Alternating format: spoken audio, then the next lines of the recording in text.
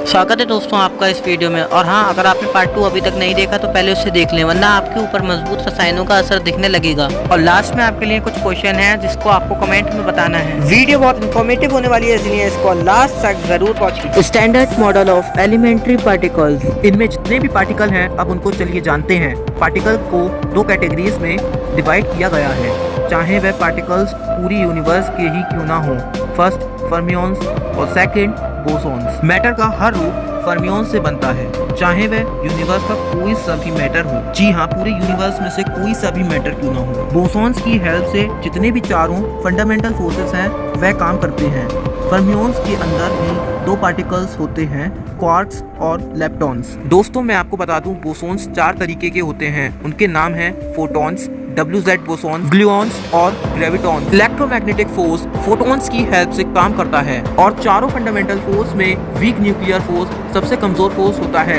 इस फोर्स के लिए WZ बोसॉन्स का हाथ होता है। चार फंडामेंटल फोर्स में स्ट्रॉन्ग न्यूक्लियर फोर्स सबसे ज्यादा ताकतवर होता है। इस फोर्स को कैरी करते हैं ग्लूऑन्स। ग्रेविटॉन्स होते हैं ग्रेविटेशनल फोर्स। अभी तक क्वांटम लेवल पर हमको ऐसा पार्टिकल नहीं मिला जो ग्रेविटेशनल फोर्स के लिए जिम्मेदार हो।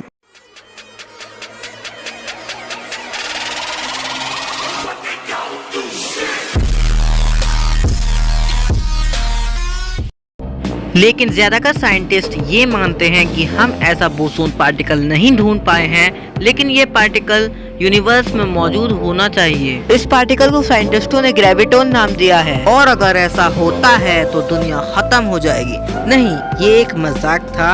अगर ऐसा होता है तो हमें एक थ्योरी मिलेगी जिसका नाम थ्योरी ऑफ एवरीथिंग होगा। और ये क्वांटम ग्रेविटी और ग्रेविटॉन किस खेत की मूली है, आखिर हमें जानना ही क्यों है।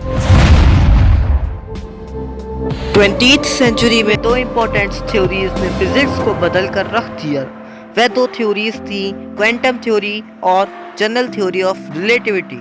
तो क्वांटम थ्योरी किस खेत की मूली है, समझते हैं। क्वांटम फिजिक्स के अंदर हम लोग छोटी से छोटी चीज के बारे में स्टडी करते हैं। तो भैया हमें इसकी जरूरत ही क्यों पड़ी, क्योंकि इसके हिसाब से किसी भी पार्टिकल के दो रूप होते हैं, पहला वेव रूप और दूसरा पार्टिकल रूप। ये सुनने में आपको अटपटा लग रहा होगा, लेकिन यही सच है। इस पर मैंने ऑलरेडी डिटेल्ड वीडियो बना दी है।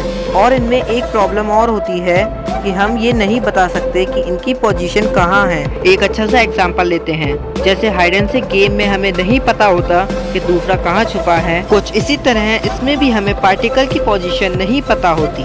ये तो थी क्वांटम फिजिक्स की बात, जहाँ पर कुछ अलग ही खिचड़ी बन रही है। तो अब बात करते हैं जनरल थ्योरी ऑफ रिलेटिविटी की। इसके हिसाब से मैसिव ऑब्जेक्ट में मास से स्पेस टाइम फैब्रिक में कर्व पैदा होता है और उस कर्व को ही हम ग्रेविटी कहते हैं। और अगर हमने इन दोनों थ्योरीज के लॉज को एक दूसरे की जगह रखने की कोशिश की तो कतई खतरनाक रिजल्ट सामने आता है। तो इसका मतलब ये हुआ कि हम इन दोनों थ्योरीज को नहीं मिला सकते। लेकिन यहीं पर सलमान खान की तरह क्वांटम ग्रेविटी आती है और कहती है कि मैं जोड़ूंगी इन दोनों थ्योरीज को। तो ये क्वांटम ग्रेविटी क्या है? तो ये हमें ग्रेविटी को क्वांटम लेवल पर समझाने की कोशिश करती है। समझ में आए तो समझ लीजिए, वरना टेंशन मत लीजिए। ये जनरल थ्योरी ऑफ रिलेटिविटी और क्वांटम थ्योरी को जोड़ने की बात करती है। आखिर ये इतनी मोटा माटी करने की क्या जरूरत है? क्या साइंटिस्टों को इससे कोई फायदा है? तो हाँ, फायदा है। अगर साइंटिस्टों ने ग्रेविटी को कैरी करने वाले बोसॉन्स को ढूंढ लिया तो हमें एक यूनिफाइड थ्योरी मिल जाएगी, जिससे हम हर तरीके की घटनाओं को समझ सकते हैं। और उस थ्योरी को हम कहेंगे थ्योरी ऑफ एवरीथिंग। लेकिन हमारे पास बस एक ऐसी थ्योरी है जो सही हुई तो हमें ग्रेविटॉन्स मिल सकते हैं। उसका नाम स्ट्रिंग थ्योरी है, जिस पर पार्ट 4 जल्दी आने वाला है। और हाँ, जाते जाते आपके लिए एक सवाल, इलेक्ट्रोमैग्नेटिक इंडक्शन का इन्वेंशन किसने किया था? ऐसे इन्फॉर्मेटिव वीडियो देखने के लिए हमारे चैनल को सब्सक्राइब करें।